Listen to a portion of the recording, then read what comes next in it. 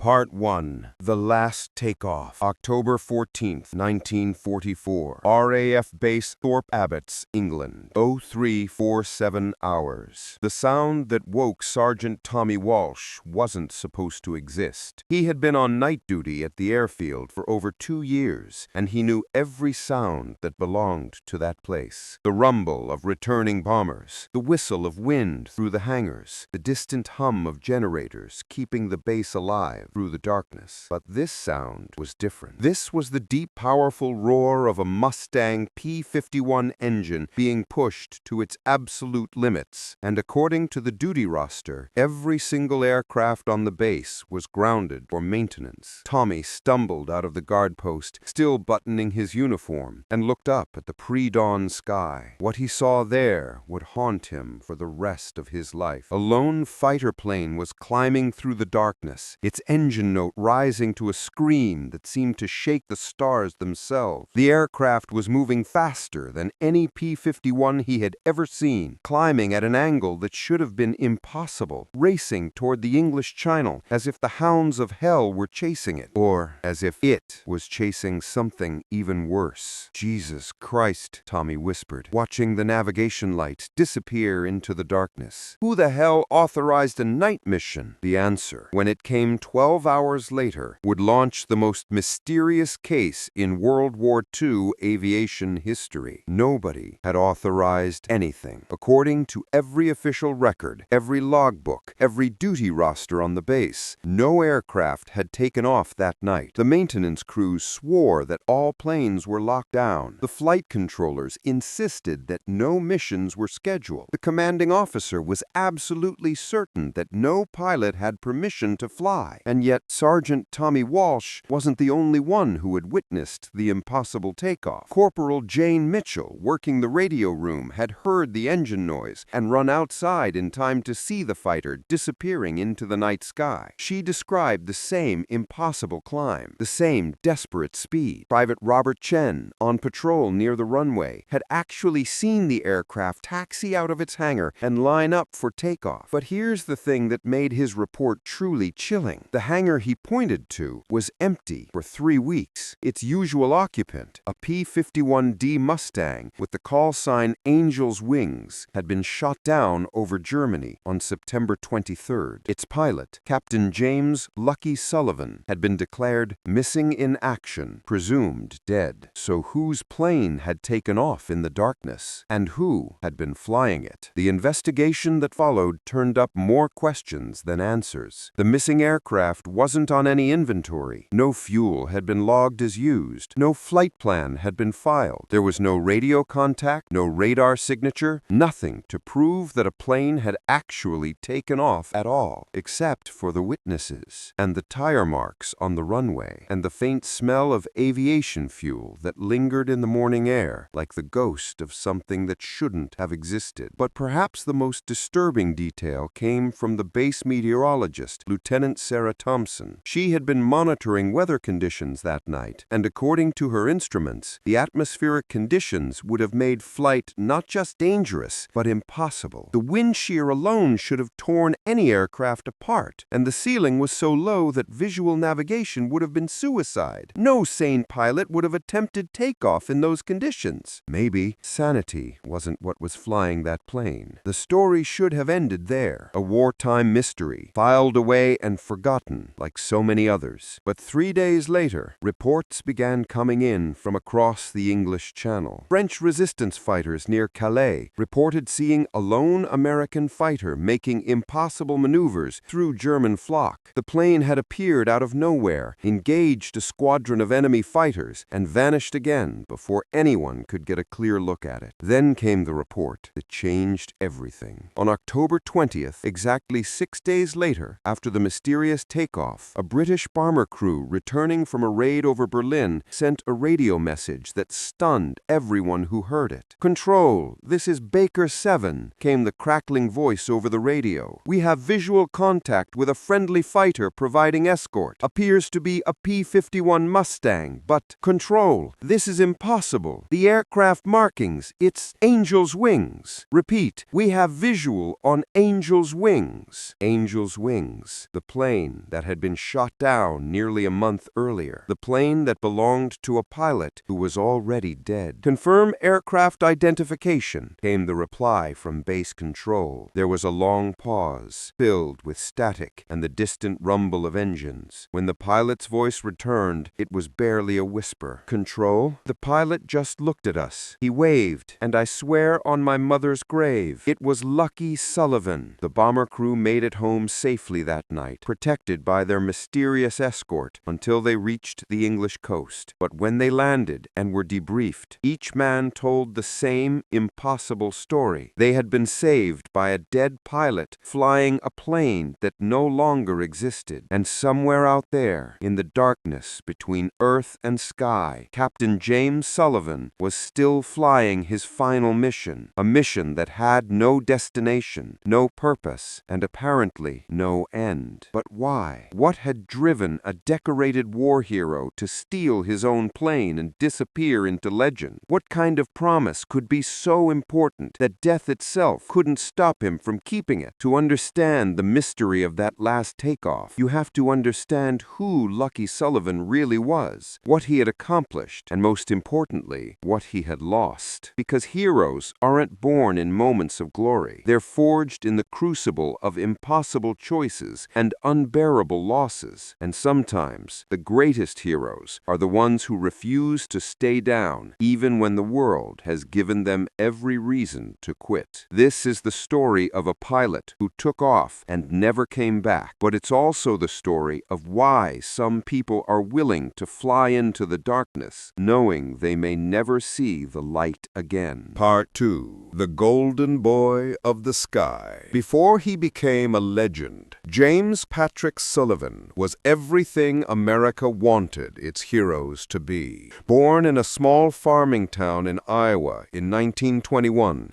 he was the kind of boy who seemed touched by something special from the moment he took his first breath. His mother used to say that even as a baby, James would stop crying whenever he heard the sound of aircraft engines overhead, as if something deep inside him recognized the call of the sky. By the time he was 12, he was building model airplanes with a precision that amazed local craftsmen. By 15, he was working weekends at the county airfield, sweeping hangars and washing planes just for the chance to be near the machines that sang to his soul. And by 17, he had talked old Charlie McKenna, a World War I veteran who ran the airfield, into giving him flying lessons. "That boy was born with wings," Charlie would tell anyone who'd listen. "Never seen anything like it. Put him in a cockpit, and it's like watching a bird remember how to fly." When Pearl Harbor was attacked in December 1941, James was a sophomore at Iowa State University studying engineering. He lasted exactly 3 days before walking into the Army Air Force's recruitment office and volunteering for pilot training. "Why the Air Force?" the recruiter asked. He looked out the window at the sky and smiled. "Because down here, I'm just another farm boy. Up there, I can be something more." He wasn't wrong. Flight training revealed that James Sullivan possessed something that couldn't be taught, couldn't be learned, and couldn't be faked. He was a natural pilot in the truest sense of the word. While other cadets struggled with instrument reading and navigation, James flew by instinct. While others fought their aircraft, he danced with them. His instructors were amazed. Lieutenant Colonel Robert Hayes, who had trained hundreds of pilots, wrote in James's evaluation, Cadet Sullivan doesn't fly aircraft. He becomes one with them. His spatial awareness is extraordinary, his reflexes are superhuman, and his understanding of aerodynamics appears to be intuitive rather than learned. In 30 years of aviation,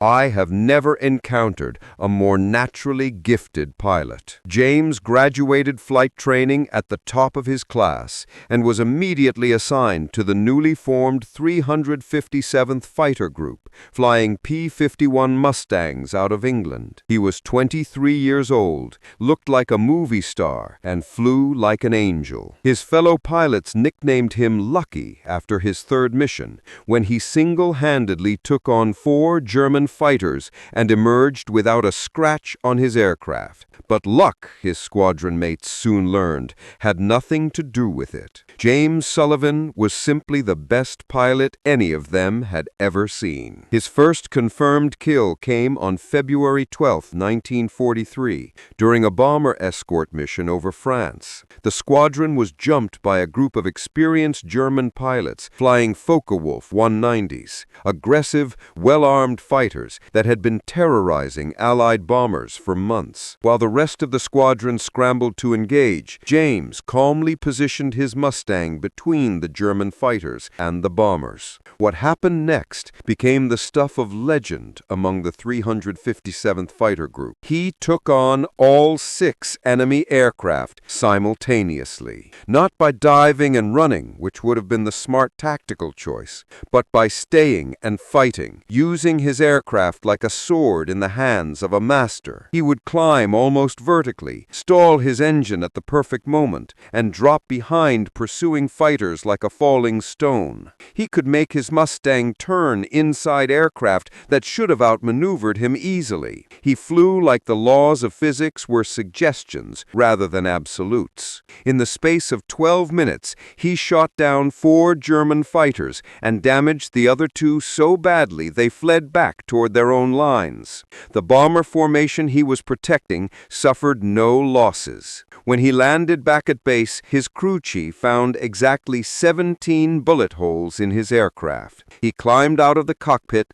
lit a cigarette with hands that didn't shake even slightly, and asked what was for lunch. That was the beginning of a legend that would grow with every mission. By the summer of 1943, James Sullivan had become the most famous pilot in the European theater. He had 37 confirmed kills, more than any other American pilot. More importantly, he had never lost a bomber under his protection, not one. The press loved him. Here was the perfect American hero, handsome, brave, humble, and seemingly invincible. They wrote stories about his aerial victories, his small-town background, his easy smile and quiet confidence. He appeared on magazine covers and in newsreels, always deflecting praise to his fellow pilots and crew chiefs. But his fellow airmen, who truly understood what made James Sullivan special. Captain Mike Torres, who flew as his wingman for 8 months, put it best. Lucky didn't just fly better than the rest of us. He thought faster, saw farther, and understood things about aerial combat that the rest of us were still trying to figure out. It was like he could see 5 moves ahead in a chess game, while we were still trying to remember how the pieces moved.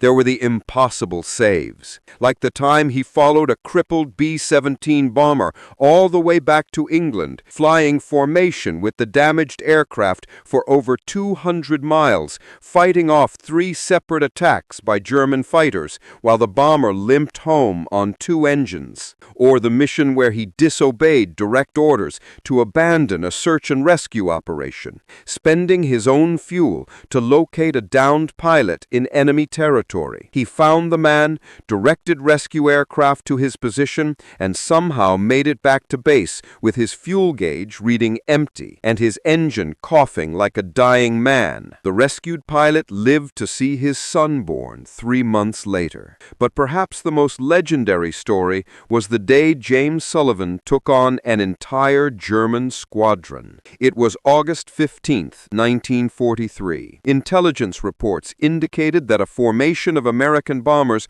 was walking into a trap. A full squadron of German fighters was waiting in ambush near the target, but radio silence meant there was no way to warn the bombers. James was leading a 4-plane patrol in the area when he spotted the German formation. 24 enemy fighters perfectly positioned to massacre the incoming bombers. The smart move would have been to call for reinforcements and wait for backup. James Sullivan didn't make the smart move. Instead, he ordered his wingmen to stay back and protect themselves, then dove his lone Mustang straight into the middle of the German formation. What followed was 15 minutes of aerial combat that defied everything military strategists thought they knew about fighter tactics. James turned the ambush into chaos, using his superior flying skills to keep the entire German squadron focused on him instead of the bombers. He couldn't win a fight against 24 aircraft,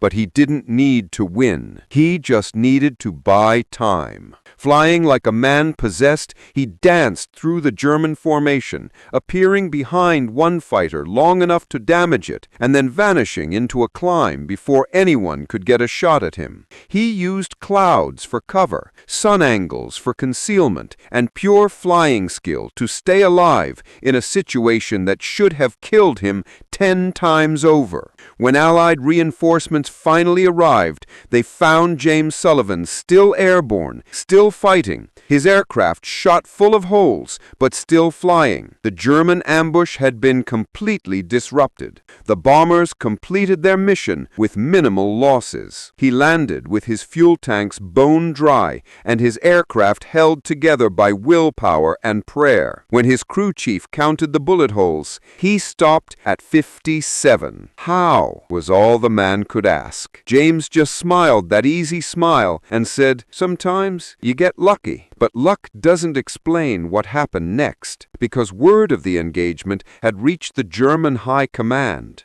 and they were furious. Elite German pilots were being humiliated by a single American fighter pilot, and it was becoming a serious morale problem. They decided to do something about it. On September 3, 1943, James Sullivan's squadron received intelligence that a high-value German transport aircraft would be Part 3. The Letter That Changed Everything. The letter arrived on a Tuesday morning in September 1943, delivered by a Red Cross courier who looked like he'd rather be anywhere else in the world. James was in the squadron ready room, studying intelligence reports for the afternoon mission, when Lieutenant Morrison knocked on the doorframe. "Sullivan, there's someone here to see you." The Red Cross worker was young, maybe 19, with nervous hands and eyes that had seen too many conversations like the one he was about to have. He clutched a manila envelope like it contained something dangerous. "Captain Sullivan, I have correspondence for you from the States. Official Red Cross notification." Every pilot knew what that meant. Red Cross notifications weren't birthday greetings or love letters from home. They were the messages that arrived when something terrible had happened to the people you left behind. James took the envelope with steady hands, but his wingman, Mike Torres, noticed that his face had gone completely white. "You want some privacy, Lucky?" Mike asked quietly. James nodded, walking to an empty corner of the ready room. His fingers fumbled with the envelope seal. The first time anyone in the squadron had ever seen Lucky Sullivan's hands shake. The letter inside was typed on official Red Cross letterhead, clinical and brief in the way that official notifications always are when they're delivering news that will destroy someone's world. Captain James P. Sullivan, 357th Fighter Group, 8th Air Force, European Theater of Operations. Dear Captain Sullivan, it is our duty to inform you of events that have occurred at your home residence in Cedar Falls, Iowa. On September 8, 1943, your family home was destroyed by fire of unknown origin. We regret to inform you that there were casualties. Deceased, Margaret Sullivan, mother, age 47. Thomas Sullivan, father, age 50. 52, Catherine Sullivan, sister, age 16. Our deepest condolences for your loss. Funeral arrangements have been handled by the Cedar Falls Methodist Church. Personal effects that survived the fire will be preserved and will be forwarded to you upon your return to the United States. Respectfully, American Red Cross, Casualty Notification Division. The letter fell from James' hands and drifted to the floor like a falling leaf. Mike Torres found him there 20 minutes later, still standing in the same spot, staring at nothing. The great James Sullivan, the pilot who had faced down entire squadrons of enemy fighters without flinching, looked like someone had reached into his chest and torn out his heart. Lucky, what is it? James looked at his friend with eyes that seemed suddenly ancient. They're gone, Mike. All of them. My whole family. They're all gone. The fire had started sometime after midnight on September 8th, while James was flying escort missions over Germany. By the time the Cedar Falls Fire Department arrived, the old farmhouse where he had grown up was already fully engulfed. The official investigation would later determine that faulty electrical wiring was to blame, but James would spend the rest of his life wondering if he could have prevented it somehow, if he had been there, if he hadn't left for the war, if he had chosen differently. His mother, Margaret, had been the heart of their small family, a school teacher who believed that every problem could be solved with patience, kindness, and home-baked cookies. She had written to James every single day since he'd shipped out, filling pages with news from home, updates on the neighbors, proud accounts of his exploits that she had read in the newspapers. His father, Thomas, was a quiet man who spoke more with his hands than his words, a farmer who could fix anything mechanical and who had taught James that work was prayer and that a man was measured by how he treated people who couldn't help him in return. His sister, Catherine, was 16, full of dreams and plans for the future. She wanted to be a nurse, to help people the way her big brother was helping end the war. Her last letter to James, which arrived 2 days after the Red Cross notification, was full of excitement about starting her senior year of high school and questions about when he was coming home. She would never get to graduate, never get to become a nurse, never get to see her brother again. The squadron gave James 2 weeks of compassionate leave, but he refused to go home. What was the point? There was nothing left to go home to. The house was ashes, his family was buried, and he was needed here, flying missions that might help end the war sooner. But something fundamental had changed in James Sullivan. The easy smile was gone. The casual confidence had been replaced by something harder, colder. He still flew with the same incredible skill, but now there was a recklessness to his actions that worried his fellow pilots. He started volunteering for the most dangerous missions. He began taking risks that even his legendary abilities couldn't always compensate for. It was as if he was daring the war to take him too, to reunite him with the family he couldn't save. Captain Torres confronted him about it 3 weeks after the letter arrived. "Lucky, you're scaring us. This isn't flying anymore. It's suicide with wings attached." They were sitting in James' quarters, sharing a bottle of whiskey that Mike had managed to acquire from a grateful bomber crew. James was staring at a photograph of his family, taken the Christmas before he shipped out. They were all smiling, gathered around their modest Christmas tree, believing that they had all the time in the world. "You know what the worst part is, Mike?" James said quietly, his voice rough with grief and alcohol. "I wasn't there. All those missions, all those kills, all that hero nonsense in the newspapers, and when my family needed me most, I was 3,000 miles away playing war games in the sky." "You're not playing games," Mike replied firmly. "You're fighting fascists. You're saving lives every time you go up there." James laughed, but there was no humor in it. "Saving lives? I couldn't even save the people who mattered most. What's the point of being the great Lucky Sullivan if I can't protect the people I love? The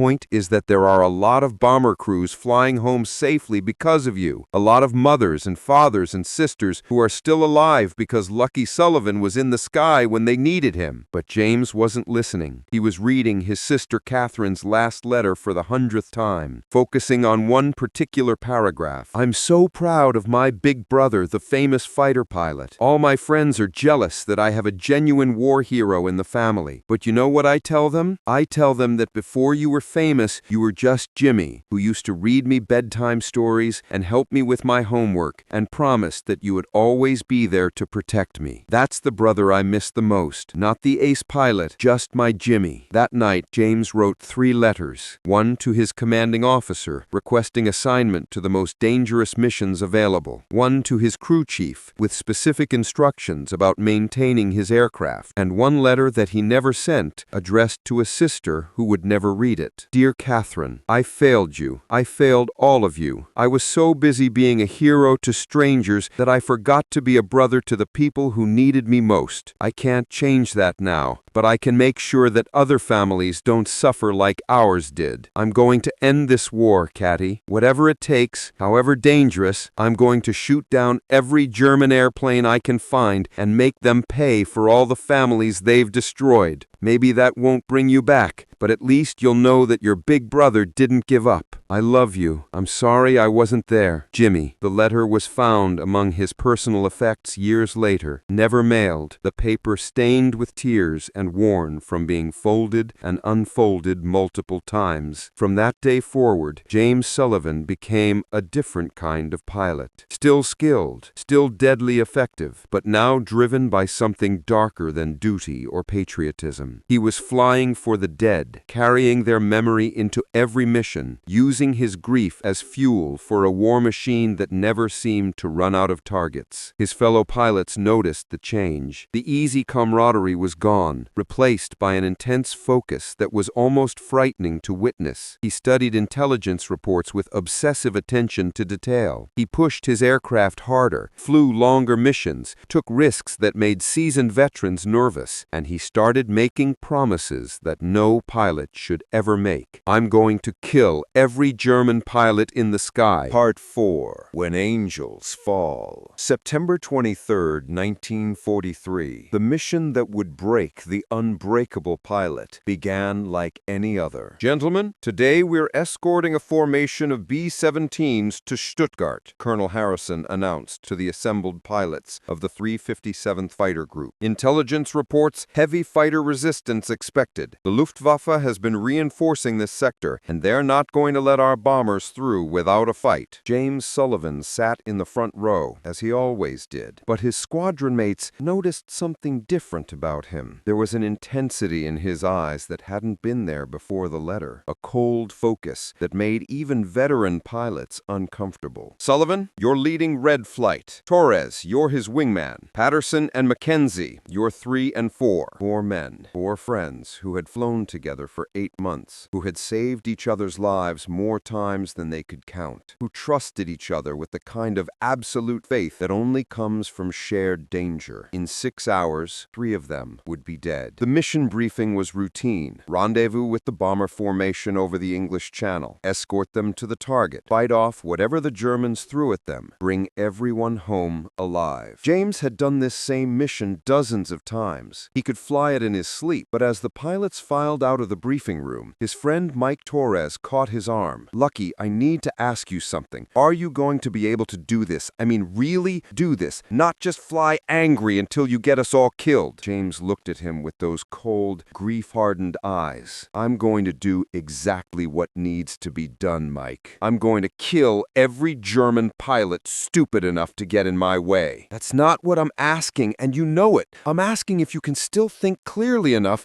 to keep your wingman alive. For just a moment, the old looky Sullivan flickered behind James's eyes. I've never lost a wingman, Mike. I'm not gonna start today. It was a promise he desperately wanted to keep, but promises made in grief have a way of breaking at the worst possible moments. The flight to the rendezvous point was uneventful. 4 P-51 Mustangs in perfect formation, their engines humming with mechanical precision. James flew like he always did, smoothly, professionally, giving no indication of the storm raging inside his heart. They found the bomber formation right on schedule. 18 B-17 Flying Fortresses, their silver bodies gleaming in the afternoon sun, loaded with enough explosives to level a city block. Each one carried 10 young men who were trusting fighter pilots like James to get them to the target and back home safely. Red leader to fortress leader, we have you in sight. Red flight taking high cover position. Copy that, Red leader. Good to have you up there. For the first hour, it was a perfect mission. The bomber formation droned steadily toward Germany, and the fighter escort maintained their protective formation around them. No enemy contact, no mechanical problems, no drama. James should have known it was too quiet. The attack came without warning, just as they crossed into German airspace. Not the usual probing assault by a few enemy fighters, but a coordinated strike by an entire Jagdgeschwader, an entire German fighter wing. 48 enemy aircraft diving out of the sun in a perfectly executed ambush. "Bandits! Bandits high!" Mike Torres shouted over the radio. "Jesus Christ, there's dozens of them!" What followed was aerial combat at its most brutal and chaotic. The sky filled with aircraft, tracers, and smoke as American fighters tried desperately to protect the bombers from an overwhelming enemy force. James led Red Flight straight into the heart of the German formation, his Mustang screaming through the air like an avenging angel. In the first 3 minutes of combat, he shot down 2 enemy fighters and damaged a third. But there were too many of them. Far too many. "Red 3 is hit," came Patterson's voice over the radio, tight with pain and fear. "I'm losing power. Oil pressure dropping." James looked back to see Patterson's Mustang trailing black smoke, a German fighter closing in for the kill. Without hesitation, James broke from his attack run and dove toward his squadron mate. He arrived just in time to see Patterson's Mustang explode. The German fighter that had killed him was already turning toward another target, Mike Torres, who was engaged with 2 enemy aircraft and didn't see the third one lining up behind him. James had a choice to make. He could pursue the fighter that had just killed Patterson, getting his revenge, but leaving Mike exposed. Or he could save his friend and let Patterson's killer escape. For the old Lucky Sullivan, it wouldn't have been a choice at all, but grief and rage make terrible advisors, and for just a moment, James hesitated. That moment of hesitation cost him everything. By the time he reached Mike Torres, it was too late. His wingman's aircraft was already diving toward the earth, its engine on fire, its pilot slumped forward in the cockpit. "Mike! Mike, talk to me!" James screamed into the radio. There was no answer. There would never be an answer again. Mackenzie lasted another 10 minutes before a German pilot with ice water in his veins put 3 cannon shells through his engine.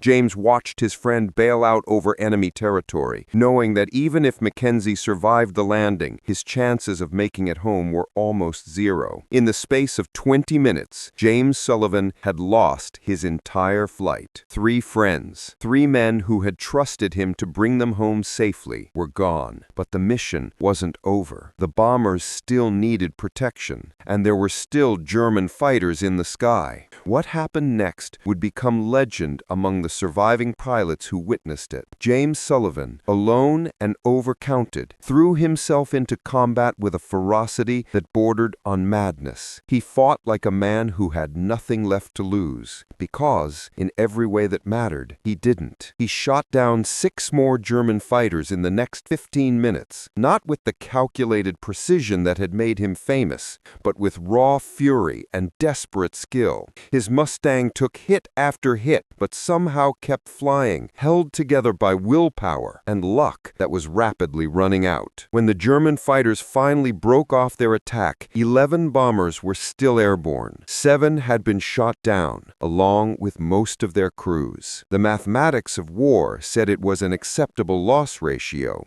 The surviving bomber crews would go home to their families because Lucky Sullivan had kept fighting when everyone else would have given given up, but James wasn't thinking about mathematics or victory ratios. He was thinking about Mike Torres, who would never see his wife again, about Patterson, who had a baby daughter he'd never hold, about Mackenzie, who was either dead in a German prison camp or wished he was. The flight back to England was the longest of his life. His Mustang was so badly damaged that it barely stayed airborne, but he nursed it home through pure stubbornness. When he finally landed at Thorpe Abbotts, the ground crew counted over 100 bullet holes in his aircraft. "How the hell are you still alive?" his crew chief asked him, staring at the wreckage that once was Angel's wings. James climbed out of the cockpit on unsteady legs, his uniform soaked with sweat and blood from minor wounds he hadn't even noticed during the fight. He looked at the holes in his aircraft, thought about his dead friends, and gave the only answer that made sense. "I shouldn't be." That night, James sat in his quarters and wrote 3 more letters. Letters to Mike's wife, to Patterson's parents, to Mackenzie's fiancée, trying to explain how their loved ones had died, what they had accomplished, why their sacrifice mattered. But every word felt like a lie, because the truth was that they had died following him into a battle that couldn't be won. They had trusted Lucky Sullivan to keep them safe, and he had failed them, just as he had failed his family. When Captain Rodriguez, the squadron's new executive officer, found him the next morning, James was still sitting at his desk, staring at the unsent letters. "Sullivan, you missed the morning briefing." He looked up with eyes that seemed to have aged years in a single night. Part 5. The promise he couldn't keep. The hospital ward smelled like disinfectant and death, 2 scents that James Sullivan had become far too familiar with over the past 3 weeks. He sat beside the bed of Lieutenant Danny Mackenzie, the only survivor of Red Flight besides himself. Against all odds, Mackenzie had survived being shot down over Germany, escaped from a prisoner of war camp, and made it back to Allied lines with the help of the French resistance. But the cost of his escape had been brutal. Mackenzie's left leg was gone below the knee, amputated after gangrene set in from an infected wound. His face was a patchwork of scars from burns suffered when his Mustang caught fire. But the worst damage wasn't visible. It was in his eyes, which held the hollow look of a man who had seen too much and lost too much to ever be whole again. "They tell me I'm going home," Mackenzie said, his voice barely above a whisper. "Medical discharge, Purple Heart, full pension. Lucky me, right?" James couldn't find words. "What do you say to a friend whose life has been destroyed while following your orders?" "You know what's funny, Lucky?" Mackenzie continued, staring at the ceiling. "I used to dream about going home, seeing my girl again, maybe getting married, having kids. Now I can't stop thinking about Mike and Patterson, wondering why I made it back when they didn't." "Danny, don't—" "No, let me finish. I need to say this while I still can." Mackenzie turned his head to look directly at James. "It wasn't your fault, Lucky. What happened to us, what happened to the flight, that was war. Not your fault." The words hit James like physical blows. "Danny, I was the leader. I was supposed to—" "You were supposed to do exactly what you did. Fight the enemy, protect the bombers, bring home whoever you could." Mackenzie's voice grew stronger, more insistent. "You think Mike would blame you? You think Patterson would want you carrying this guilt around like a cross?" James didn't answer, because he couldn't. The guilt had become part of him now, woven into his DNA like some genetic curse that he'd never be able to shake. Mackenzie struggled to sit up,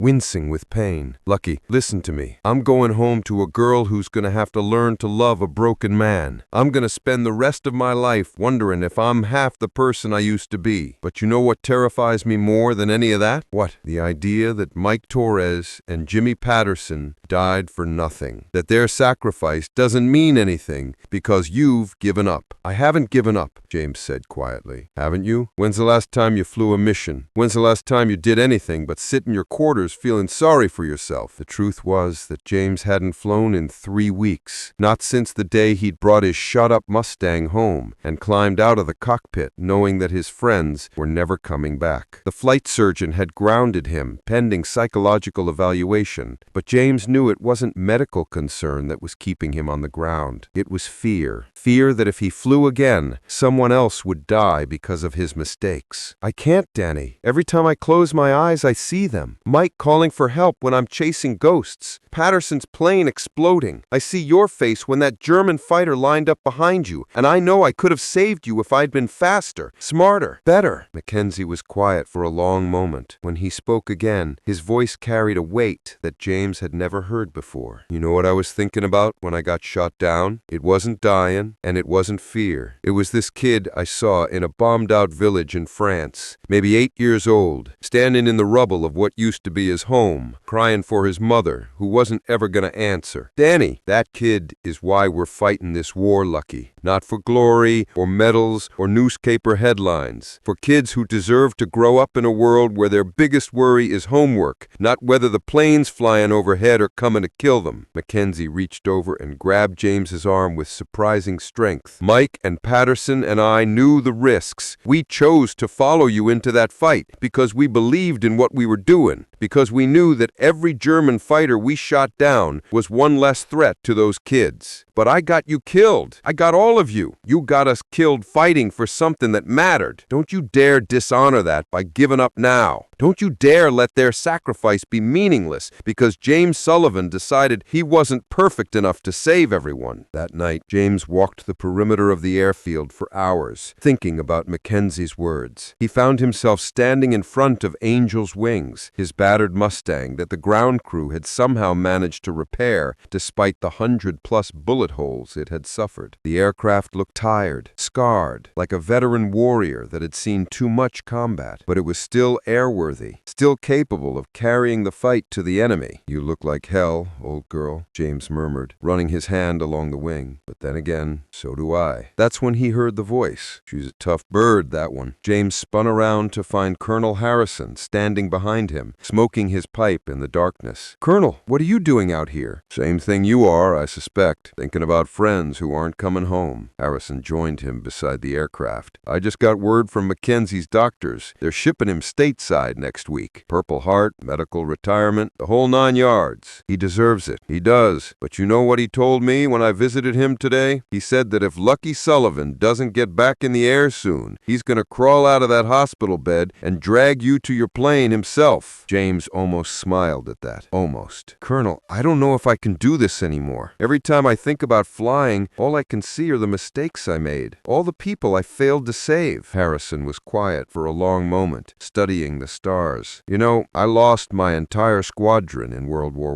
I. 12 good men, all dead in a single day, because I led them into a trap I should have seen coming. James looked at him in surprise. The colonel had never talked about his previous war service. I spent 2 years after that war convinced that I had no business leading anyone anywhere. Told myself that I was a fraud, a failure, that good men died because I wasn't smart enough to keep them alive. What changed? I realized that the war didn't care about my guilt. The enemy didn't care about my self-doubt. And most importantly, the men who were still counting on me to lead them didn't have time for me to wallow in self-pity. Harrison turned to face James directly. Sullivan, I'm the best pilot I've ever seen. Not because you're perfect, but because you care enough about the people around you to keep fighting even when it hurts. That's what makes a leader. But I failed them, sir. My whole flight. Your whole flight died fighting the enemy, not running from them. They died protecting bombers full of other people's sons and brothers and fathers. They died as heroes, following a leader they trusted and believed in. The colonel took a deep breath. James, I'm going to tell you something that I probably shouldn't. Intelligence has identified a high-value target in the Berlin area, a Luftwaffe general who's been coordinating fighter defenses across the entire European theater. If we can take him out, it could save hundreds of Allied lives. Sir, it's a volunteer mission, extremely dangerous, probably a one-way trip, single aircraft, deep penetration into enemy territory, minimal backup. I need someone good enough to pull it off and crazy enough to try. James felt something stirring in his chest. Not the old confidence. That was gone, probably forever. But something else. Something that might have been purpose. When? Soon. But James, I need to know that you're doing this for the right reasons. Not because you want want it by, not because you think you deserve to be punished, but because you still believe that this war is worth fighting. That night, James sat in his quarters and wrote one final letter, not to his dead family or his fallen friends, but to himself, a promise written in his own hand, witnessed only by the darkness and the distant sound of aircraft engines. I can't bring back Mike Torres or Jimmy Patterson or the others. I can't undo the mistakes I made or save the people I failed to save, but I can make sure their sacrifice means something. If I'm going to die in this war, and I probably am, then I'm going to die fighting for something that matters, for kids who deserve to grow up in peace, for families who should never have to receive letters like the one that destroyed my world. I'm going to take this mission, whatever it is, and I'm going to see it through to the end, not because I'm brave or heroic or any of the things the newspapers used to call me, but because Mike Torres believed in me enough to follow me into hell, and I owe it to him. Part 6. Into the Unknown.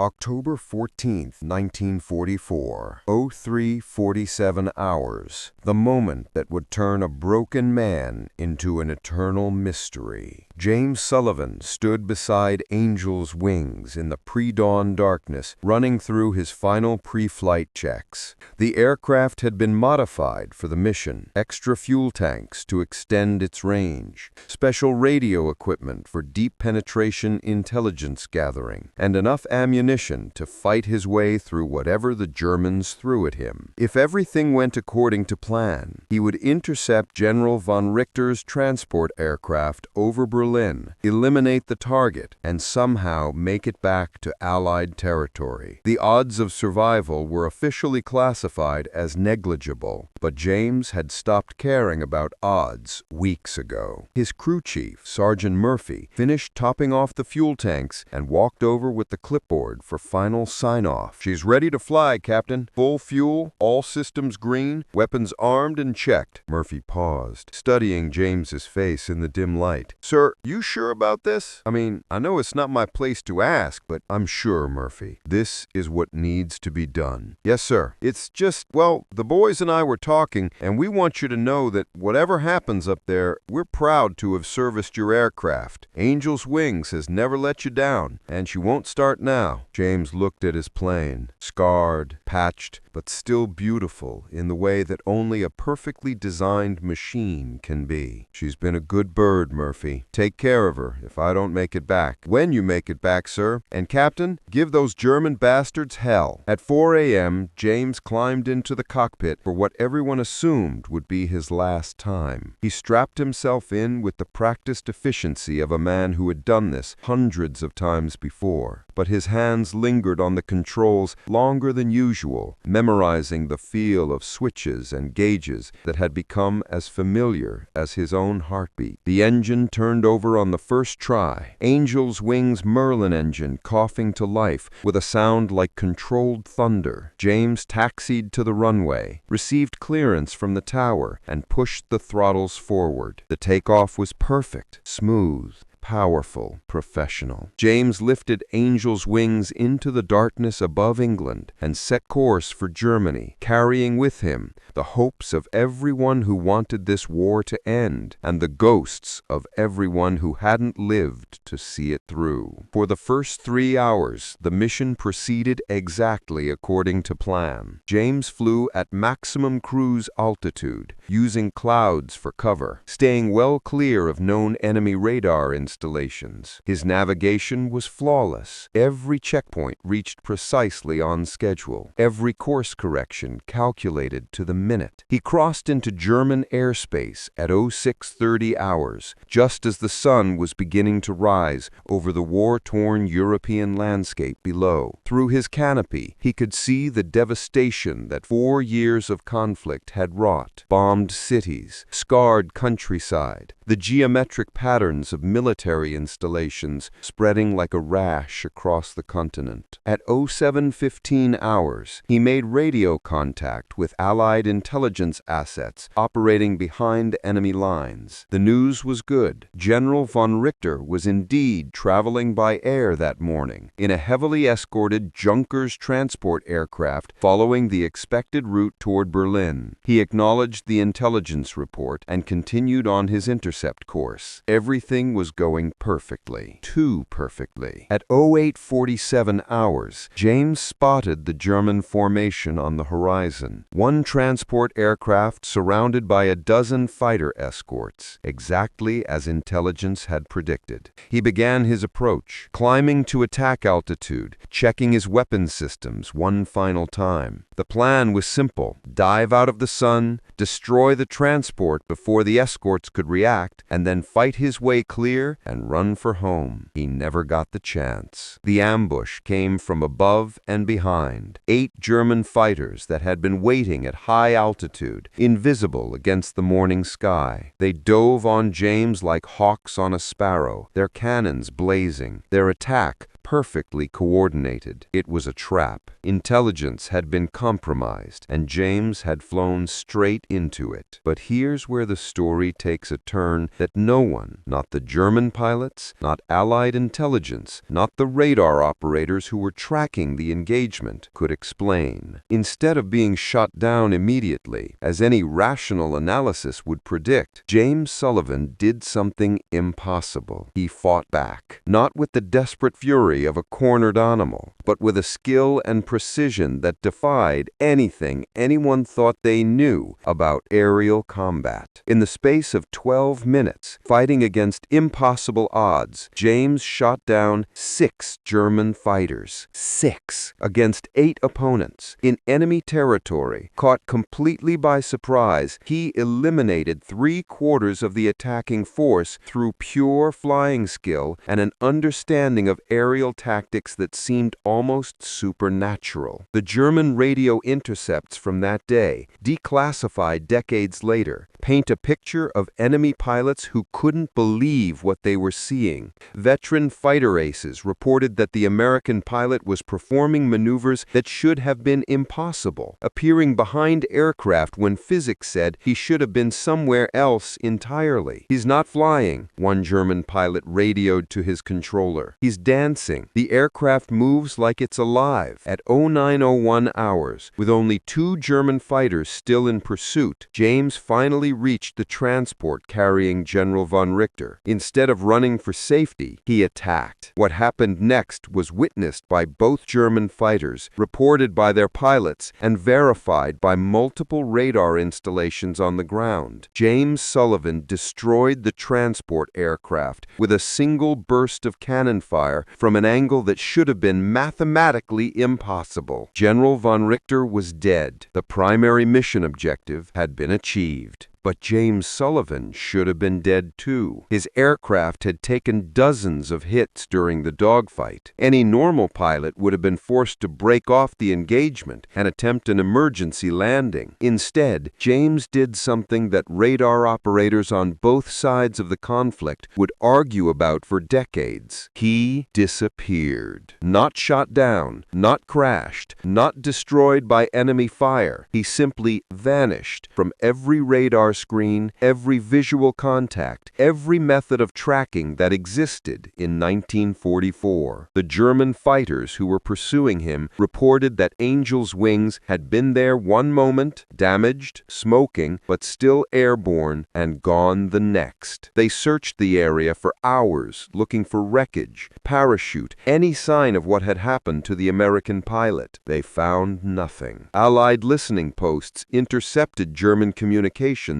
describing the engagement, but the reports were so contradictory that intelligence analysts assumed they were dealing with confused or traumatized pilots. Some German aviators claimed that the American fighter had simply faded away like smoke. Others insisted that it had climbed straight up until it disappeared into the stratosphere. All agreed on one impossible detail. In the final moments before it vanished, Angel's wings had been flying flying at a speed and altitude that exceeded the known performance capabilities of any aircraft in existence in 1944. At 1200 hours, RAF radar installations along the English coast detected an unidentified aircraft approaching from the direction of Germany. The radar signature matched a P-51 Mustang, traveling at impossible speed and altitude. The aircraft appeared on screens for exactly 17 minutes, long enough for multiple operators to confirm the contact, long enough for several pilots to attempt visual identification, long enough for someone to scramble interceptors. Then it vanished again, somewhere over the North Sea, leaving no trace. Part 7. The Legend That Lives On. November 1944. RAF Base Thorpe Abbotts. 3 weeks after Lucky Sullivan's disappearance. Lieutenant Danny Mackenzie was being wheeled toward the transport aircraft that would take him home to America when he saw something that made him stop the orderly pushing his wheelchair. "Wake," he said, staring at the morning sky. "Do you see that?" High above the airfield, barely visible against the gray English clouds, a lone aircraft was flying in perfect formation with a squadron of returning B-17 bombers. From this distance, it looked like any other P-51 escort fighter. But Mackenzie had flown combat missions for over a year, and something about the aircraft's silhouette, the way it moved through the sky, seemed impossibly familiar. "Do you see what, Lieutenant?" the orderly asked. By the time Mackenzie looked again, the mysterious fighter was gone. But for just a moment, he could have sworn he had seen angel's wings painted on its nose. That sighting was the first of hundreds. Over the next 6 months, as the war in Europe drew toward its inevitable conclusion, reports began filtering in from across the theater of operations. A lone American fighter providing escort to bomber formations that had lost their protection. Enemy aircraft found destroyed with no explanation for who had shot them down. Allied pilots reported a mysterious wingman who appeared during the most desperate moments of combat, helped turn the tide, then vanished without a trace. The reports came from British pilots over the English Channel, American bomber crews over Germany, even Soviet aviators on the Eastern Front. Each described the same phenomenon: a P-51 Mustang that appeared when it was needed most, fought with impossible skill, and disappeared before anyone could identify it. Major William Harrison, who had taken over command of the 357th Fighter Group after Colonel Harrison's promotion, began collecting these reports in a classified file he labeled Unidentified Friendly Aircraft. By May 1945, the file contained over 200 documented sightings. "The descriptions are remarkably consistent," he wrote in a memo to higher headquarters. "Single P-51 Mustang, excellent combat performance, appears during critical moments of aerial engagements. Most witnesses report the aircraft as badly damaged,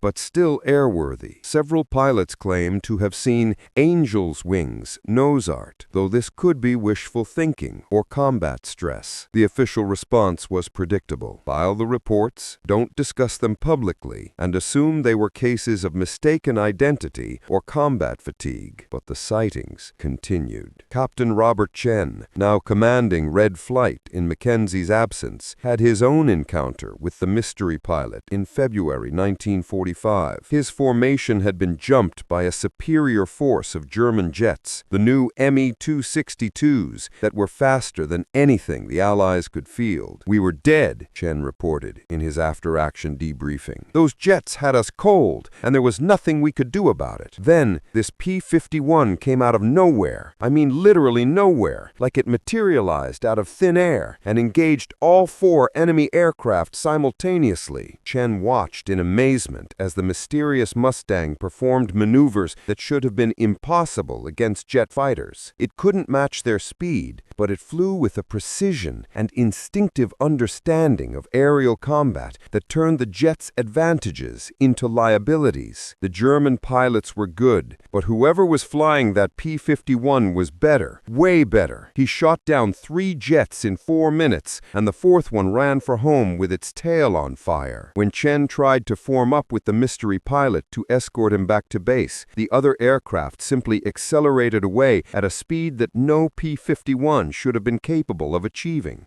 "I never got a good look at the pilot," Chen admitted, "but I swear I heard Lucky Sullivan's voice on the radio saying, 'Good hunting, Red Leader,' before he disappeared." The most dramatic sighting occurred on May 8, 1945, VE Day, the official end of the war in Europe. A formation of Allied aircraft was conducting a victory flyover of Paris when witnesses on the ground reported seeing an additional aircraft in the formation, a lone P-51 that hadn't been part of the planned celebration. The mystery plane peeled off from the formation over the Arc de Triomphe and climbed steeply into the afternoon sky. French civilians and Allied personnel watched as the aircraft climbed higher and higher, its engine note rising to an impossible pitch until it disappeared into the blue European sky like a silver arrow aimed at heaven itself. It was the last confirmed sighting of the mystery pilot during the war, but it wasn't the last sighting ever. In 1950, during the early days of the Korean War, American pilots reported encounters with an unidentified aircraft that provided assistance during critical combat situations. The descriptions matched the World War II reports. A P-51 Mustang that appeared when it was needed most, fought with impossible skill, and disappeared before anyone could identify it. The same phenomenon occurred during the Vietnam War in the 1960s, though by then the mystery aircraft had somehow evolved into more modern fighters, F-86 Sabres, F-4 Phantoms, even F-16 Fighting Falcons in later conflicts. Always American, always piloted with impossible skill, always gone before anyone could get a close look. In 1995, 50 years after the war's end, the Air Force declassified many of the wartime UFO files. Buried among reports of weather balloons and experimental aircraft was a subsection devoted to unidentified friendly aircraft. Hundreds of encounters with mystery pilots who had provided assistance to Allied forces throughout World War II. The file included a note from General Curtis LeMay, written in 1947. Whatever these sightings represent, hallucination, misidentification, or something entirely else, they seem to have had a positive effect on pilot morale and mission success rates. Recommend continued monitoring, but no active investigation. Dr. Sarah Mitchell, a military historian researching the declassified files, became fascinated by the consistency of the reports. In 2003, she published a paper titled Guardian Angels: Unexplained Aerial Phenomena in Combat Zones, 1944 to 2001. The most intriguing aspect of these sightings, she wrote, is not their frequency, but their pattern. The mystery aircraft appear almost exclusively during moments of crisis, when bomber formations are under heavy attack, when fighter pilots are outnumbered, when someone desperately needs help that isn't coming from anywhere else.